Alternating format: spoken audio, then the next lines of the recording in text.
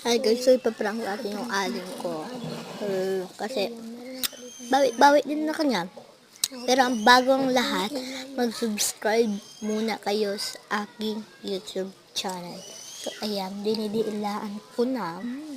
Bawi na rin sa kanya dahil pag, kunyari, pag may nagawa siya sa akin na kasalanan, pinapalo ko. Pero, bumabawi din lang siya sa akin. Kaya, pang dagdag bawi na rin sa kanya.